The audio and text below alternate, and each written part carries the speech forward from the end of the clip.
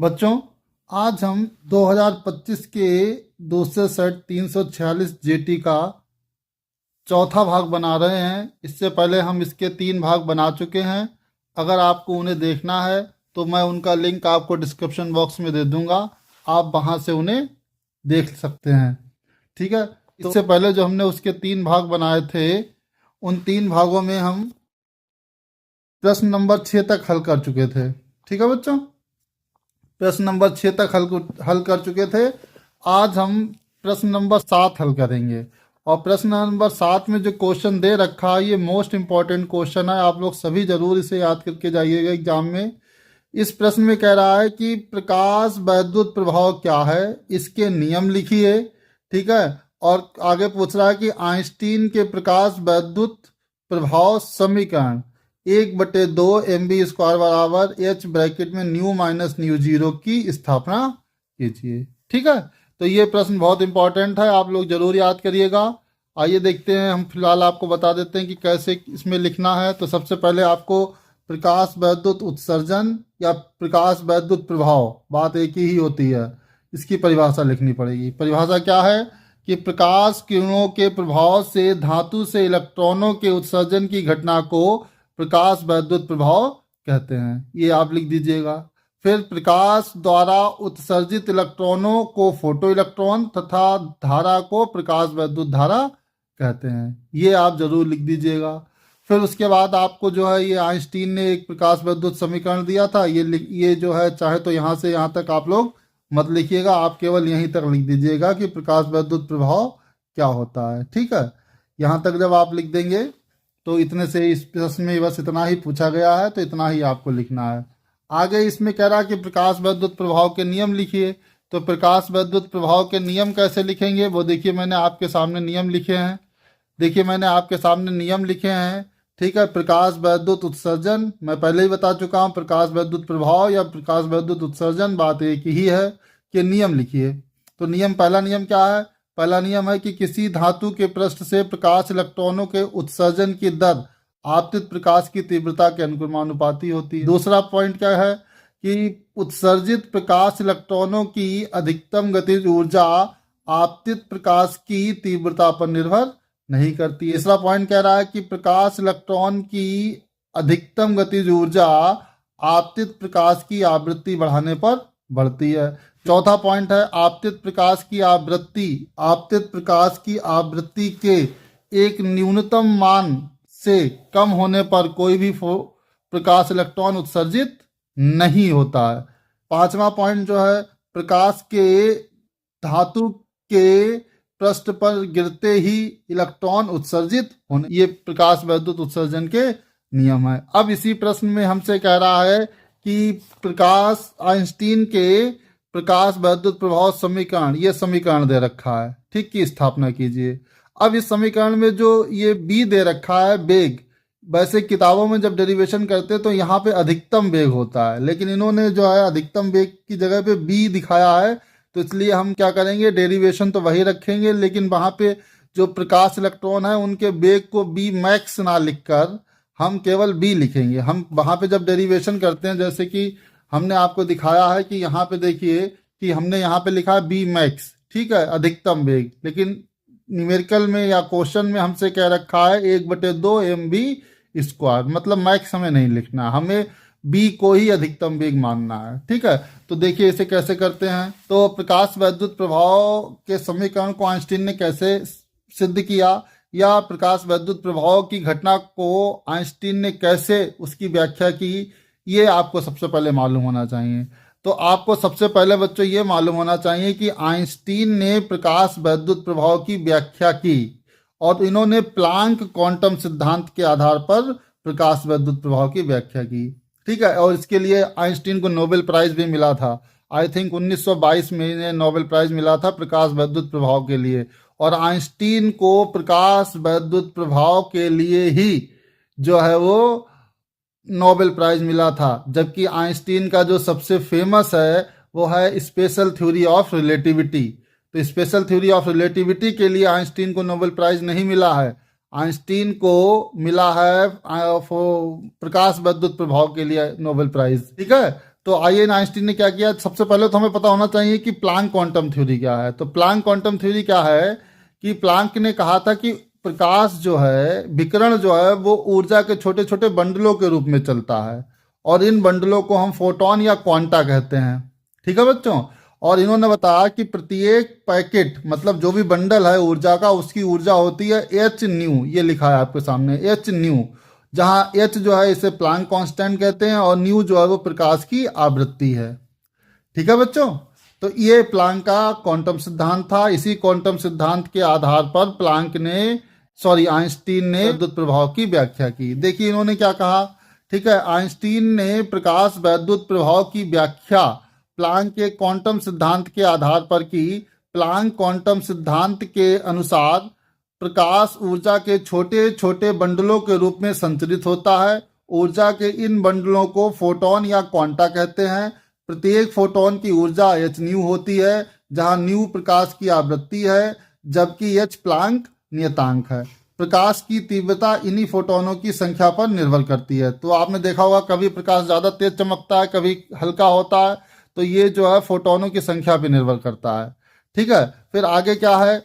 Einstein ने क्या, इसी सिद्धांत का प्रयोग करके आइंस्टीन ने क्या माना कि आइंस्टीन ने माना कि जब जो है फोटोन किसी धातु की सतह पर आपतित होता है, तो धातु का इलेक्ट्रॉन, ठीक है, जैसे ये कोई एक सतह है, इस सतह में इलेक्ट्रॉन है, इस पर एक फोटोन आया, फोटोन की ऊर्जा है एच न्यू। ठीक है, तो इस एच न्यू ऊर्जा को ये जो अंदर यहाँ इलेक्ट्रॉन है, ये क्या कर लेता है, अवशोषित कर लेता है। ये अवशोषित कर लेता है। ठीक है, अब ये अवशोषित करने के बाद इलेक्ट्रॉन क्या करता है, ये जो फोटोन की ऊर्जा इसने अवशोषित कर ली, तो ये फोटोन तो खत्म हो जाता है। अब ये इलेक्ट्रॉन इससे बाहर निकलता है। तो इस ऊर्जा को, जो फोटोन की ऊर्जा इस इलेक्ट्रॉन ने ली है, इसे दो तरह से खर्च करता है। पहला तो धातु से बाहर निकलने में, और फिर जब बाहर निकल जाता है उसके बाद बची हुई ऊर्जा से अपना वेग बढ़ाता है, यानी कि अपनी गतिज ऊर्जा बढ़ाता है। तो वही आइंस्टीन ने माना। आइंस्टीन ने क्या माना कि जब कोई फोटोन धातु सतह पर आपतित होता है, तो अपनी संपूर्ण ऊर्जा एच न्यू धातु में उपस्थित इलेक्ट्रॉन को दे देता है। ये तो हमने कहा था कि ये फोटोन अपनी सारी ऊर्जा किसे दे देगा, इस धातु में उपस्थित इलेक्ट्रॉन को, और उसका स्वयं का अस्तित्व समाप्त हो जाता है, मतलब फोटोन समाप्त हो जाता है। धातु का इलेक्ट्रॉन फोटोन से प्राप्त ऊर्जा का दो प्रकार से प्रयोग करता है, या दो प्रकार से खर्च करता है। धातु को जो भी इलेक्ट्रॉन ऊर्जा प्राप्त होती है, वो उसे दो प्रकार से खर्च करता है। ठीक है, पहला धातु से बाहर निकलने में, ठीक है, इसको हम दिखाएंगे डब्ल्यू से, और दूसरा गतिज ऊर्जा बढ़ाने में, गतिज ऊर्जा को हम दिखाएंगे ई के से। ठीक है, तो हमारी जो फोटोन की ऊर्जा है एच न्यू, ये एच न्यू बराबर हो जाएगा डब्ल्यू प्लस ई के। ठीक है, हम ई डब्ल्यू किधर भेज देते हैं, तो ई के बराबर हमारा हो जाता है एच न्यू माइनस डब्ल्यू। ये समीकरण एक मान ली। इस समीकरण एक में ई के फोटो इलेक्ट्रॉन, ई के जो है वो फोटो इलेक्ट्रॉन की गतिज ऊर्जा है, जबकि डब्ल्यू जो है वो कार्यफलन है। ठीक है, अब गतिज ऊर्जा का सूत्र होता है 1/2 mv²। यहाँ m जो है ये होता है इलेक्ट्रॉन का द्रव्यमान, और b होता है इलेक्ट्रॉन का वेग। यहाँ हमने लिख भी दिया, जहाँ b क्या है, फोटो इलेक्ट्रॉन का वेग। कार्यफलन का सूत्र होता है W बराबर एच न्यू जीरो। ठीक है, जहाँ न्यू जीरो को हम देहली आवृत्ति कहते हैं। अब हम ई के मतलब गतिज ऊर्जा व कार्यफलन W का मान समीकरण एक में रख देते हैं। समीकरण एक क्या थी, हमने आपको बताई थी। समीकरण एक थी ई के बराबर एच न्यू माइनस डब्ल्यू, ये तो थी। अब इस समीकरण में हम क्या करते हैं, ई के और डब्ल्यू का मान रख देते हैं। तो ई के की जगह पे हमारा आ जाएगा 1/2 mv² बराबर, अब हमारा जो है एच न्यू रहेगा, और माइनस डब्ल्यू की जगह पे हम रख देंगे एच न्यू जीरो। ठीक है, अब इससे एच कॉमन ले लेंगे, तो ये हो जाएगा 1/2 mv²। एच कॉमन ले लिया तो ये हो जाएगा न्यू माइनस न्यू जीरो। इसी को हम कहते हैं आइंस्टीन का वैद्युत प्रभाव समीकरण। इसी को आइंस्टीन का प्रकाश वैद्युत समीकरण कहते हैं। तो इस तरह से ये हमारा प्रश्न हल हो जाता है। ठीक है बच्चों। अब बच्चों हम ये जो प्रश्न 7 में अथवा वाला दे रखा है इसको हल करेंगे। इसमें कह रहा है कि दो समांतर तारों में जिनकी परस्पर दूरी 0.06 मीटर है, समान धारा एक ही दिशा में बह रही है। दोनों के मध्य प्रति मीटर लंबाई पर लगने वाला आकर्षी बल 3 × 10⁻³ न्यूटन है। प्रत्येक तार में बहने वाली धारा का मान ज्ञात कीजिए। कितना आसान न्यूमेरिकल है। और बताइए 5 नंबर में मिला है। अगर आप लोग थोड़ी सी भी मेहनत करो तो कितने आराम से जो है फिजिक्स में टॉप कर सकते हो और फिजिक्स में अच्छे से नंबर ला सकते हो। इतना आसान न्यूमेरिकल। ऊपर जो आपने छठे का में अथवा वाला देखा था वो भी कितना आसान था, और ये 7वें के जो अथवा वाला है वो भी जो है कितना आसान है। ठीक है, आइए इसे लगाते हैं, देखते हैं क्या आंसर आता है बहुत आसान। तो इसमें कह रहा है कि दो समांतर तार हैं, तो इसमें आपको इसका डेरिवेशन भी किया होगा कि इसमें दो समांतर तार हो गए, एक ये है और एक ये है। दोनों के बीच की जो दूरी है वो 0.06 मीटर है। ठीक है, और इनमें समान धारा प्रवाहित हो रही, मतलब इसमें भी आई है और आई है, और दोनों की दिशा भी इसमें बताई है एक ही है, मतलब दिशा भी समान है और धारा का मान भी समान है। ठीक है, कह रहा है कि इनके बीच जो आकर्षण बल है वो 3 × 10⁻³ न्यूटन का है। तो सबसे पहले हम इसमें लिख लेते हैं कि हमें दिया क्या क्या है। तो इसमें दिया क्या है, दिया है क्या दिया है। एक तो पहली बात जो दे रखी है वो ये दे रखी है कि ये जो तार है इनके बीच की दूरी जो है मतलब r बराबर 0.06 मीटर है, ये बात दी है हो रही है। मतलब इनमें जो धारा है I1 बराबर I2 बराबर I, ये हमने मान लिया। इस I का ही मान हमें निकालना है। ठीक है, इस I का ही मान हमें क्या करना है, निकालना है। ये I हमें ज्ञात करने के लिए कह रहा है। ठीक है, और जबकि कह रहा है कि इन तारों के बीच जो प्रति एकांक लंबाई पे लगने वाला बल है, यानी कि F/L, ये होता है प्रति एकांक लंबाई पे लगने वाला बल। F/L बराबर दे रखा है 3 × 10⁻³ न्यूटन। ठीक है, अब इसका सूत्र आपको मालूम होना चाहिए। इसका सूत्र क्या होता है, F बराबर μ0/2 पाई I1 I2 बटे R इंटू L। तो इसको इधर ले आएंगे तो ये हो जाएगा F/L बराबर μ0/2 पाई इंटू I1 का मान भी I है और I2 का मान भी I है बटे R। ठीक है, तो अब इसमें मान रख दो 9 F/L का मान कितना दे रखा, 3 × 10⁻³ अब आपको मालूम है कि μ0/4 पाई बराबर होता है 1 × 10⁻⁷। तो अगर हम इसे 2 से गुणा कर दें, ठीक है, तो ये हो जाएगा μ0/2 पाई बराबर 2 × 10⁷ न्यू। ठीक है, तो यानी कि यहाँ पे μ0/2 पाई की जगह हम लिख सकते हैं 2 × 10⁻⁷, और ये आई हो जाएगा I² बटे R का मान दे रखा 0.06। ठीक है, तो ये हम इसे काट देंगे। तो ऐसा करते हैं, पहले तो जो है इसे हम इसे जो है पहले लिख लेते हैं। हम क्या करते हैं, इसे लिख देते हैं 2 × 10⁻⁷ गुणे I² और ऊपर लिख देते हैं 100 और बटे में ये पॉइंट हटा देते हैं, तो ये हो जाएगा केवल 6। ये हो जाएगा 3 × 10⁻³ अब जो है आप ऐसा करिए, इसे काट दीजिए। तो ये जब काटेंगे तो ये हो जाएगा 2 × 1 = 2, 2 × 3 = 6, ये हो जाएगा I²। ये 10⁻² है, ये 10⁻7 है, -7 है, तो ये हो जाएगी तुम्हारी 10⁻5 बराबर बटे 3। तो ये हो जाएगा 3 × 10⁻³ अब इसको उधर भेज दीजिए, तो I² बराबर हो जाएगा 3 × 3 = 9 × 10⁻³ बटे 10⁻5। अब ये ऊपर जाएगा तो प्लस में हो जाएगा, तो ये हो जाएगा 9 × 10⁻, हमारी -3 तो पहले से है और ये +5 हो जाएगा तो प्लस की 2 बचेगी, यानी 9 गुणे 10 की घात 2, ये आई स्क्वायर का मान आ गया। अब अगर हम यहाँ से आई निकालेंगे तो ये हो जाएगा √9 गुणे 100। तो आपको मालूम है 3 का 9 का वर्ग होता है, वर्गमूल होता है 3 और 100 का होता है 10।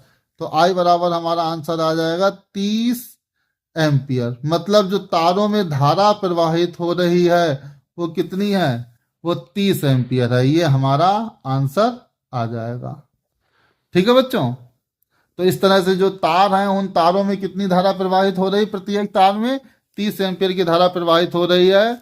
और इस क्वेश्चन में जो हमने हल किया है, हम आपसे एक प्रश्न पूछते हैं और हो सकता है अगली बार एग्जामिनर भी आपसे ये प्रश्न पूछ दे कि ये जो दोनों तार हैं इनके बीच जो है प्रतिकर्षण बल कब लगेगा, क्योंकि इन्होंने बताया है कि जब एक ही दिशा में धारा बह रही है तो आकर्षी बल है, तो आप बताइए प्रतिकर्षी बल कब लगेगा।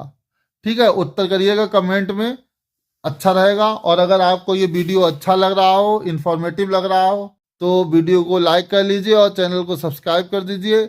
इसी तरह से हम आपके ज़्यादा से ज़्यादा अनसॉल्व पेपर सॉल्व करवाने की कोशिश। यंग के द्विझिल्ली प्रयोग में लैम्डा तरंगदैर्ध्य का एक वर्णी प्रकाश का उपयोग करने पर पट्टे के एक बिंदु पर जहां दो तरंगों के बीच लैम्डा है, प्रकाश की तीव्रता के है, पट्टे के उस बिंदु पर प्रकाश की तीव्रता कितनी होगी जहां पथांतर λ/2 है, λ/3 है। डबल स्लिट एक्सपेरिमेंट क्या हो, पहले तो यही हमें पता होना चाहिए।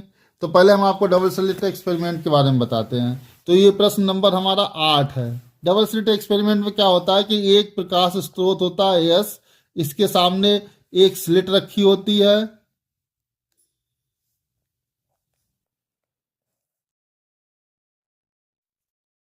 नया पेन है इसलिए चल नहीं रहा है।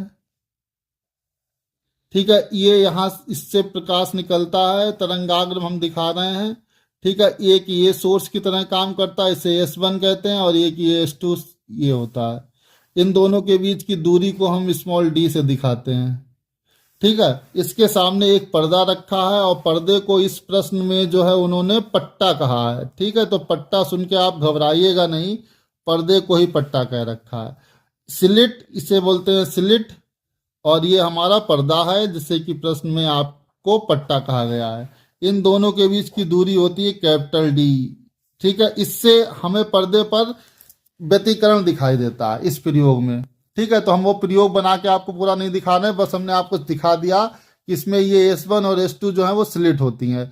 इनका आकार बराबर है और इन पर गिरने वाला जो प्रकाश है उसकी तीव्रता, जो इन पर जो प्रकाश गिर रहा है उनकी आवृत्ति एक ही है, क्योंकि वो दोनों एक ही, जो प्रकाश आ रहा है वो एक ही सोर्स से आ रहा है। ठीक है, तो कह रहा है कि इससे जब कोई बिंदु है उस बिंदु पे जो प्रकाश पहुंच रहा है, जैसे मान लो एक ये है और एक ये है, इन दोनों के बीच जो पथांतर है वो लैम्डा है। पथांतर कितना है, लैम्डा है। तो यहाँ पे जो तीव्रता है वो I बराबर बता रहा है कि K है। ठीक है, अब ये कह रहा है कि कोई ऐसा बिंदु है जहां पर पथांतर जो है वो λ/3 हो जाता है, तो बताइए कि तीव्रता कितनी होगी। तो आपको मालूम है कि जो व्यतिकरण होता है, व्यतिकरण में जो तीव्रता प्राप्त होती है, बच्चों ये चित्र आपको हमने ऐसे समझाया, एग्जाम में बनाना जरूरी नहीं है, हमने बस ये दिखाना चाहा कि जो ये स्लिट होती है इसमें S1 और S2 दो सोर्स होते हैं, और ये जो सोर्स हैं अगर इन पे एक वर्णी प्रकाश पड़ता है और इनका आकार बराबर होता है तो इनसे जो प्रकाश निकलता है उसकी जो तीव्रता होती है वो समान होती है। मतलब यहाँ से जो प्रकाश निकलेगा उसकी जो तीव्रता है I1 और यहाँ से जो प्रकाश निकलेगा इसकी जो तीव्रता है I2, ये दोनों बराबर होते हैं। मतलब I1 जो है वो बराबर होता है I2 के, और हम इसे मान लेते हैं ये हमारी तीव्रता I है।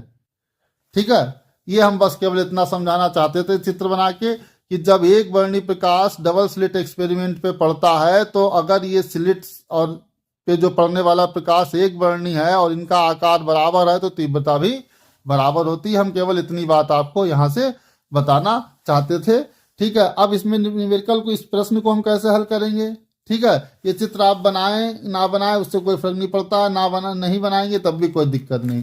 तो इसमें जो है जो कंडीशन दे रखी हैं उन कंडीशंस को हम यूज करते हैं, ठीक है। और उन कंडीशंस को यूज करके हम पहले जो है जो प्रकाश S1 और S2 से आ रहा था उसकी तीव्रता निकाल लेते हैं। जो प्रकाश S1 और S2 से आ रहा था उसकी तीव्रता निकाल लेते हैं। तो जैसा कि इसमें जो है आपको मालूम है कि जो व्यतिकरण में हमें जो तीव्रता प्राप्त होती है वो क्या होती है, क्या लिखेंगे? व्यतिकरण में परिणामी तीव्रता, परिणामी तीव्रता I बराबर सूत्र होता है I1 plus I2 plus 2 under root I1 I2 cos phi. Phi जहां कलांतर होता है, जहां फाई कलांतर है, ठीक है बच्चों। अब जो है हमें यहाँ कलांतर नहीं दिया गया, हमें पथांतर दिया गया। और आपको मालूम है एक वर्णी प्रकाश है, हम मान लेते हैं, माना कि जो S1 और S2, S1 व S2 से,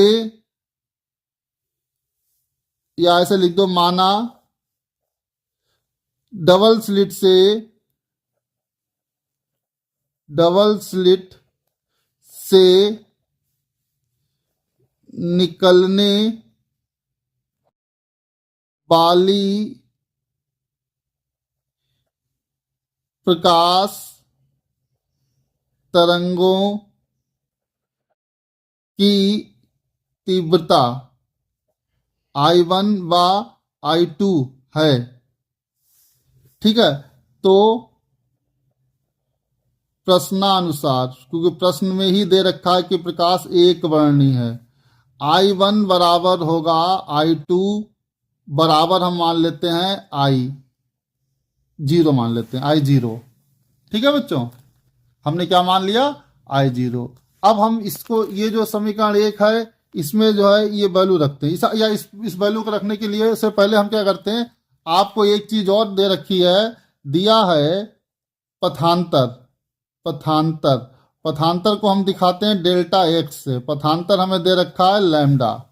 अब पथांतर का जो सूत्र होता है, या कलांतर का जो सूत्र होता है, कलांतर बराबर होता है 2 पाई/लैम्डा इंटू पथांतर, ठीक है बच्चों। ये पथांतर लिखा है। तो कलांतर तो हमारा यहाँ फाई है, बराबर 2 पाई/लैम्डा, और गुणे पथांतर है लैम्डा, तो लैम्डा लैम्डा कट जाएगा, तो हमारा जो है कलांतर आ जाएगा, कलांतर आ जाएगा 2 पाई। तो हमें पता चल गया कलांतर कितना है, 2 पाई। तो अब हम पहले कंडीशन लगाते हैं, ठीक है। केस फर्स्ट, केस फर्स्ट में क्या है कि हमें बताया गया है कि कलांतर फाई बराबर जो है 2 पाई है, ठीक है। पथांतर लैम्डा होने पर कलांतर कितना हो गया, 2 पाई, ठीक है। और हमारा जो है तीव्रता है वो I1 बराबर I2 बराबर I0 है। तो हमारा सूत्र होता है I बराबर I1 plus I2 plus 2 under root, बेटा इस समीकरण एक में भी यहां पर आपका ये 2 होगा, 2 अंडर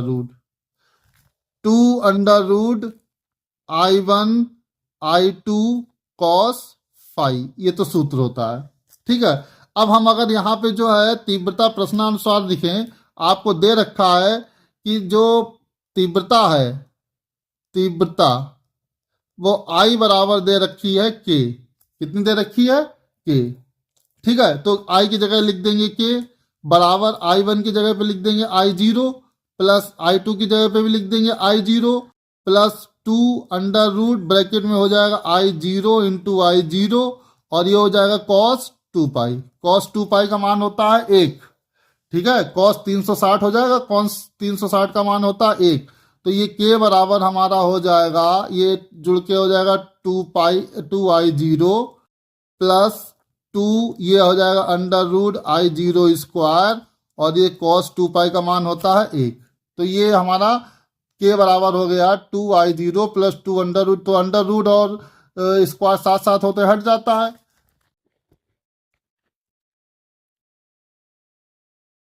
तो K बराबर हो जाएगा 2I0 प्लस 2 आई जीरो। तो ये हमारा हो जाएगा के बराबर 4 आई जीरो। तो यहां से हमारा जो आई जीरो बराबर हो जाएगा वो हो जाएगा के बटे 4। मतलब जो स्लिट S1 और S2 हैं, उन S1 और S2 से जो प्रकाश निकल रहा है उनकी उसकी तीव्रता है के बटे 4। ठीक है, अब हम दूसरी कंडीशन लगाते हैं, केस 2। केस 2 में कह रहा है कि पथांतर जो है वो कितना हो जाता है, पथांतर हो जाता है डेल्टा एक्स बराबर लैम्डा बाई 3। ठीक है, तो अगर हम यहां से कलांतर निकाल दें तो कलांतर कितना हो जाएगा, कलांतर का सूत्र होता है 2 पाई, कलांतर को हम दिखाते हैं फाई से, कलांतर 2 पाई बटे लैम्डा गुणे पथांतर। पथांतर आपको दे रखा है, पथांतर कितना दे रखा है 2 पाई बटे लैम्डा इंटू लैम्डा बाई 3। तो लैम्डा लैम्डा कट जाएगा, ये हो जाएगा 2 बाई 3 पाई। ठीक है, तो हमारा फाई बराबर आ गया। ठीक है, अब इसी में हमें जो है पूछ रहा है कि ये बताओ कि अब प्रकाश की तीव्रता कितनी होगी, ये हमें निकालना है कि अब हमारे प्रकाश की तीव्रता कितनी होगी जब पथांतर कितना है लैम्डा बाई 3। तो फिर से वही सूत्र लगा देंगे, आई बराबर कितना हो जाएगा, I1 plus I2 plus 2 under root I1 I2 cos phi. ठीक है, अब की हम फाई का मान कितना लेंगे 2 बाई 3 पाई। ठीक है, तो अब हमारा हो जाएगा I1 की जगह पे I0 प्लस I2 की जगह I0 plus 2 under root I1 की जगह I0 I2 की जगह पे I0 और कॉस 2 पाई बटे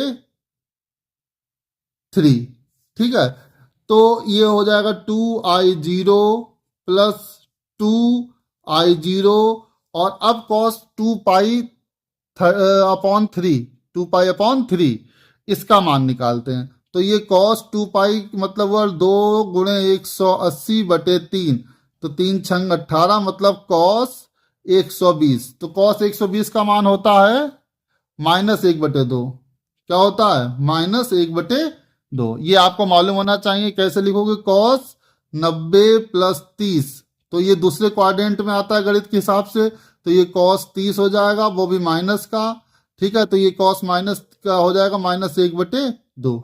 तो अब हम क्या करते हैं, यहां पर कॉस 30 का मान, हाँ 1/2। ठीक है, तो ये हमारा हो जाएगा 2I कॉस 2 पाई अपॉन 3 का मान हो जाएगा माइनस का 1/2। तो ये यहां से कट जाएगा, तो 2I0 प्लस ये तो कट जाएगा, ये हो जाएगा माइनस का I0। अब ये घटा दोगे मतलब 2I0 माइनस I0, तो ये I बराबर हमारा आ जाएगा I0, और I0 का हम मान पहले ही निकाल चुके थे। ये मान लो समीकरण 3। तो I0 का हम मान पहले ही निकाल चुके थे, K अपॉन 4। यानी कि जब पथांतर, ठीक है, जब पथांतर जो है लैम्डा बाई 3 होता है, जब पथांतर लैम्डा बाई 3 होता है तो प्रकाश की तीव्रता K/4 हो जाती है, मतलब पहले की 1/4 रह जाती है। तो आप नीचे लिख दोगे, क्या लिख दोगे, अतः जब पथांतर लैम्डा बाई 3 होता है तो तीव्रता K/4 हो जाती है। ठीक है बच्चों, तो इस तरह से ये हमने न्यूमेरिकल लगा दिया कि जब पथांतर जो है लैम्डा था तो हमें बताया गया था कि प्रकाश की तीव्रता K है, और फिर बाद में कहा गया कि जब पथांतर लैम्डा बाई 3 हो जाता है तो बताइए तीव्रता कितनी होगी। तो हमने बता दिया, तो तीव्रता K/4 होगी, मतलब पहले की केवल 1/4 रह जाएगी। तो इस तरह से ये न्यूमेरिकल आपका लग जाता है। अच्छा न्यूमेरिकल था। ठीक है, ऐसे क्वेश्चन आप लगाओगे तो बोर्ड में जरूर टॉप करोगे। ठीक है, अगला हम प्रश्न हल करते हैं। अगला जो हमारा प्रश्न है वो 8 का अथवा वाला है। इस अथवा वाले प्रश्न में कह रहा है कि एक पतली झिर्री द्वारा एक वर्णी प्रकाश के विवर्तन की विवेचना कीजिए। मतलब ये diffraction due to single slit है, मतलब एक सिंगल स्लिट से प्रकाश के विवर्तन की व्याख्या कीजिए। ठीक है, फिर कह रहा है केंद्रीय उच्चिष्ट की चौड़ाई का व्यंजक प्राप्त कीजिए। तो ये क्वेश्चन जो बच्चों है ना, ये बहुत ही लेंथी क्वेश्चन है, लंबा है, और साथ ही साथ इसे समझाना भी थोड़ा सा कर रहा है। इसके लिए मैं आपको एक अलग से वीडियो बना दूंगा जिसमें मैं आपको समझा दूंगा कि ये प्रश्न कैसे करना है और ये क्या इसमें थ्योरी यूज हो रही है। फिलहाल हमने लिखा है, आप लोग देख लीजिए। हम कोशिश करेंगे ज़्यादा से ज़्यादा समझाने की, लेकिन आप लोग अगर समझ में ना आए तो जो आपके टीचर्स ने आपको पढ़ाया है आप उसी को ही याद करने की कोशिश करिएगा। वो ज़्यादा आसान होगा, जल्दी आपको समझ में आ जाएगा, क्योंकि वो आपको उन्होंने पहले ही समझा दिया होगा। ये यहाँ पे आपको थोड़ा समझना मुश्किल पड़ेगा, बोर्ड पे अच्छे से समझ में आ जाता है। फिलहाल हमने लिखा है, आप देखिए क्या लिखना है आपको। तो देखिए क्या है कि एकल पतली झिर्री सिंगल स्लिट द्वारा प्रकाश का विवर्तन। तो पहले तो पता हो विवर्तन क्या होता है, कई बार हम ये प्रश्न कर चुके हैं। प्रकाश तरंगों का किसी सूक्ष्म अवरोध अथवा छिद्र के तीक्ष्ण किनारों से टकराकर अपने मार्ग से मुड़ने की घटना को प्रकाश तरंगों का विवर्तन कहते हैं। फिर इसमें ये एक सिंगल स्लिट है ए बी, ठीक है। इसकी चौड़ाई हमने मान ली जो है वो कितनी है, ई है, इसकी चौड़ाई ई है, ठीक है। और यहाँ से ये एक हमने लेंस था L1, इस लेंस के फोकस पे एक प्रकाश स्रोत रखा है S, और इससे जो है कुछ दूरी पर एक हमारी सिंगल स्लिट है S, और इसके सामने एक लेंस रखा है L2, इस लेंस L2 के फोकस पे एक पर्दा रखा है। ये हमारा क्या है, पर्दा रखा है। इस पर्दे पे हमें विवर्तन प्रारूप बनता हुआ दिखाई देता है, और वही विवर्तन प्रारूप हमने यहाँ पर आपको दिखाया है। इस विवर्तन प्रारूप में जो है ये जो बीच में होता है पॉइंट O, इस पे जो है प्रकाश की तीव्रता सबसे अधिक होती है, इसलिए हम इसे केंद्रीय उच्चिष्ट बोलते हैं, और ये सबसे चौड़ा भी होता है ये क्षेत्र, ठीक है। फिर इसके बाद हमें जिन बिंदुओं पर तीव्रता अधिक मिलती है, जैसे ये यहाँ पर, इन्हें हम बोलते हैं द्वितीयक उच्चिष्ट। क्या बोलते हैं, द्वितीयक उच्चिष्ट। जैसा प्रारूप इधर दिखाई देता है वैसा ही प्रारूप नीचे भी दिखाई देता है। ये वाला बिंदु ये सभी कहलाते हैं द्वितीयक उच्चिष्ट, ठीक है। तो इसमें आगे हमने क्या लिखा है वो देख लीजिए कि माना एक सिंगल स्लिट AB की चौड़ाई E है, एक वर्णी प्रकाश स्रोत S लेंस L के फोकस पर स्थित है। लेंस आपतित किरणों को समतल कर देता है या समतल तरंगे स्लिट पर पड़ती हैं। ये समतल तरंगे कहाँ पड़ रही हैं, स्लिट पर पड़ती हैं, तथा पर्दे पर विवर्तन प्रारूप प्राप्त होता है। विवर्तन प्रारूप में एक केंद्रीय उच्चिष्ट प्राप्त होता है जिसकी तीव्रता व चौड़ाई सबसे अधिक होती है, ठीक है। दूसरा पॉइंट क्या कह रहा है, दूसरा पॉइंट कह रहा है कि केंद्रीय उच्चिष्ट के दोनों ओर एक समान रूप से बारी बारी से निम्निष्ट व द्वितीयक उच्चिष्ट प्राप्त होते हैं। द्वितीयक उच्चिष्ट की तीव्रता लगातार घटती है, यही मैंने आपको चित्र में बना के दिखाया है कि ये केंद्रीय उच्चिष्ट होता है, केंद्रीय उच्चिष्ट के बाद ये निम्निष्ट होता है, ये फिर उच्चिष्ट होता है, फिर ये निम्निष्ट होता है, फिर ये उच्चिष्ट होता है, फिर ये निम्निष्ट होता है। इसी तरह से लगातार हम ऊपर के लिए हमारी तीव्रता घटती चली जाती है। फिर उसी प्रकार से नीचे भी ये निम्निष्ट होता है, ये उच्चिष्ट होता है, ये निम्निष्ट होता है, ये उच्चिष्ट होता है, और इधर भी तीव्रता लगातार घटती चली जाती है। तो आप देखिए ये सबसे ऊंचा है केंद्रीय उच्चिष्ट, फिर उसकी ऊंचाई थोड़ी कम हो गई, फिर और कम होती है, ऐसे लगातार ऊंचाई क्या होती जाती है, कम होती जाती है। और ये ऊंचाई कम होना दिखा रहा है कि प्रकाश की तीव्रता कम हो रही है, ठीक है बच्चों।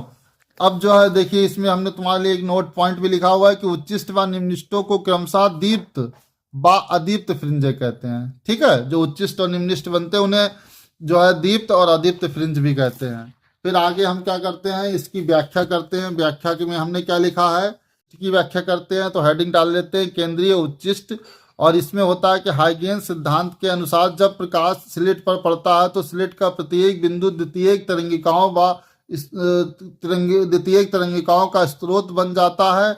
यह तरंगिकाएं प्रारंभ में समान कला में होती हैं तथा सभी दिशाओं में फैलती हैं।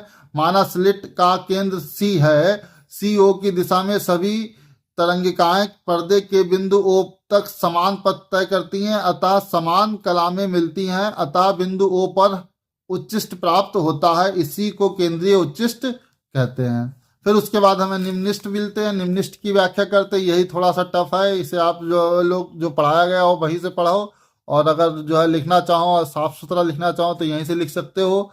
क्या कह रहा है कि माना पर्दे पर कोई बिंदु P है जिस पर सभी विवर्तित तरंगिकाएं मिलती हैं। यदि बिंदु B से विवर्तन तरंगिकाओं पर बिंदु A से लंब डाला जाए तो बिंदु A व B से बिंदु P पर पहुंचने वाली द्वितीयक तरंगिकाओं के बीच पथांतर Bn होगा, और Bn का मान हमारा निकल के आता है, ठीक है, E साइन थीटा। ये आपको जो है चित्र में देखना पड़ेगा। चित्र में आप देखेंगे तो पहले साइन थीटा का फॉर्मूला लगाएंगे। ये आपका पथांतर B बराबर आ जाएगा E साइन थीटा। फिर हम मानते हैं पथांतर E साइन थीटा बराबर लैम्डा।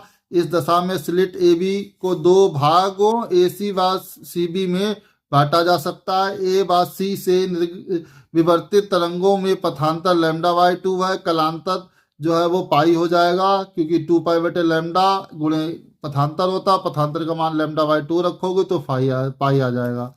अर्थात ए व सी से बिंदु P पर पहुंचने वाली तरंगिकाएं विपरीत कला में होती हैं तथा एक दूसरे के प्रभाव को निरस्त कर देती हैं। इसी प्रकार स्लिट के आधे ऊपरी भाग के किसी बिंदु व निचले भाग के किसी बिंदु जिसके बीच की दूरी E/2 है से चलने वाली तरंगिकाएं एक दूसरे के प्रभाव को निरस्त कर देंगी। इस प्रकार बिंदु P पर तीव्रता शून्य होगी, अर्थात अदीप्त फ्रिंज अथवा प्रथम निम्निष्ठ प्राप्त होता है। इस प्रकार अन्य निम्निष्ठों की दिशा के लिए पथांतर 2λ, 3λ, 4λ होगा। अतः निम्निष्ठ का व्यापक समीकरण E साइन थीटा बराबर nλ होगा, जहां लैम्डा का मान 1, 2, 3 होगा। ठीक है बच्चों, आपको समझा नहीं पा रहा, इसके लिए क्षमा चाहता हूं, क्योंकि इस न्यूमेरिकल को, इस क्वेश्चन को करने के लिए बोर्ड की बहुत ज़्यादा आवश्यकता है। जल्द ही हम अगर बोर्ड लगवा लेंगे तो आपको ये टॉपिक वहाँ पे पढ़ा देंगे, वरना आपके टीचर्स ने क्लास में जो पढ़ाया हो आप उसी से याद करिए तो ज़्यादा बेहतर रहेगा। अब हम द्वितीयक उच्चिष्ट की व्याख्या करते हैं। बिंदु A व B, यदि बिंदु A व बिंदु B से बिंदु P पर पहुंचने वाली तरंगिकाओं के बीच पथांतर 3λ/2 है। अब स्लिट को 3 बराबर भागों में बांटते हैं। पहले व दूसरे भाग से विनाशी व्यतिकरण उत्पन्न होता है, जबकि तीसरे भाग से के कारण तीव्रता प्राप्त होती है। अतः बिंदु P पर 1/3 तीव्रता प्राप्त होगी। इस स्थिति में बिंदु P पर द्वितीयक उच्चिष्ट प्राप्त होता है, जिससे प्रथम द्वितीयक उच्चिष्ट कहते हैं। ठीक है, इसी प्रकार अन्य द्वितीयक उच्चिष्टों की दिशा के लिए पथांतर 5λ/2, 7λ/2, 9λ/2 होगा। ठीक है, अतः द्वितीयक उच्चिष्ट का व्यापक प्रतिबंध E साइन थीटा बराबर 2n + 1λ/2 होगा, जहां n बराबर 1, 2, 3 रखा जाएगा। ठीक है बच्चों, अब इसमें जो है हम क्या करेंगे, केंद्रीय उच्चिष्ट की चौड़ाई निकालेंगे। केंद्रीय उच्चिष्ट की चौड़ाई कैसे निकाली जाती है? केंद्रीय उच्चिष्ट की कोणीय तथा रेखीय चौड़ाई। ठीक है, तो केंद्रीय उच्चिष्ट के दोनों ओर प्रथम निम्निष्ठ के बीच की दूरी को केंद्रीय उच्चिष्ट की चौड़ाई कहते हैं। ठीक है, प्रथम निम्निष्ठ के लिए प्रतिबंध E साइन थीटा बराबर लैम्डा होता है, तो साइन थीटा बराबर हो जाएगा λ/E।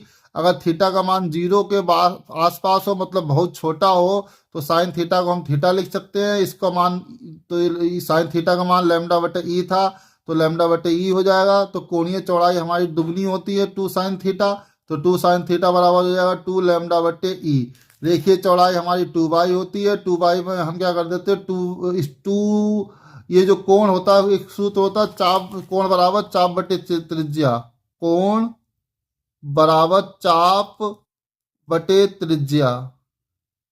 ठीक है, तो कोण 2 थीटा हो गया, चाप हमारा निकालना है हमें 2y, और बटे त्रिज्या जो है दूरी है स्लिट से पर्दे के बीच की d, तो 2y बराबर हो जाता है 2 थीटा इंटू डी। 2 थीटा का मान हमने पहले निकाला था 2λ/E। ठीक है, और इंटू डी, तो ये हमारा जो है रेखीय चौड़ाई आ जाता है 2λE into D, 2λ/E into D, तो ये रेखीय चौड़ाई आ जाता है।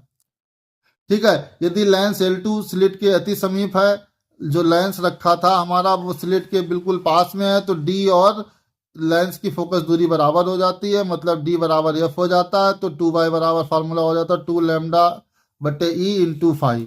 ठीक है। अब ऐसे आपको इस प्रश्न में नहीं पूछा गया, आपका आंसर तो यहीं तक हो गया है, लेकिन अगर आपको हमने थोड़ा आगे बता दिया है, आप चाहें तो यहाँ ये भी लिख दें, ना इसे फिलहाल एग्जाम में ना ही लिखें तो बेहतर रहेगा। ये एक्स्ट्रा हम आपको बता रहे अगर ये प्रश्न आ जाए। ठीक है, तो इसमें कह रहा है द्वितीयक उच्चिष्ट की चौड़ाई। तो हमने क्या किया, हमें मालूम है कि nth उच्चिष्ट nth निम्निष्ट क्या होगा, ये साइन थीटा बराबर n लैम्डा। यहाँ से साइन थीटा का मान निकाल लिया, ये समीकरण 1 हो गया। अब हम क्या करते हैं, एक त्रिभुज चित्र में दे रखा CPO, साइन थीटा बराबर हो जाता OP बटे CO। OP बटे CO, OP का मान y है और CD का मान D है। तो हम समीकरण 1 में साइन थीटा बराबर है n लैम्डा बटे ई और y बटे डी दोनों को बराबर कर देते, तो हमें ये निम्निष्ट की जो है दूरी पता चल जाती है। ये y बराबर हमारे nth निम्निष्ट की दूरी पता चल गई। अब हम क्या करते हैं, इसे लिख देते हैं, nth निम्निष्ट के लिए, बाई एन बराबर n डी लैम्डा बटे ई, nth उच्चिष्ट की चौड़ाई by n plus 1 minus by n। तो बाई n बस हम क्या करते हैं, n की जगह पर n प्लस 1 लिख देते हैं। जैसे यहाँ पे लिखा तो बाई n की जगह क्या लिख दिया, n प्लस 1। वैसे यहाँ n की जगह क्या लिख दिया, n प्लस 1 डी लैम्डा बटे ई माइनस बाई n का मान तो सीधे सीधे है n डी लैम्डा बटे ई। तो हमने देखा कि जो हमारी द्वितीयक उच्चिष्ट होते हैं उनकी चौड़ाई डी लैम्डा बटे ई है। ठीक है, तो हम लिख देते हैं अतः उच्चिष्ट की चौड़ाई केंद्रीय उच्चिष्ट की चौड़ाई से आधी। तो इस तरह से हमने आज इसमें प्रश्न 8 तक हल कर लिए हैं। अगर आपको ये वीडियो अच्छा लगा हो तो आप जो है लाइक कर दीजिए और अपने दोस्तों को भी शेयर कर दीजिए। धन्यवाद।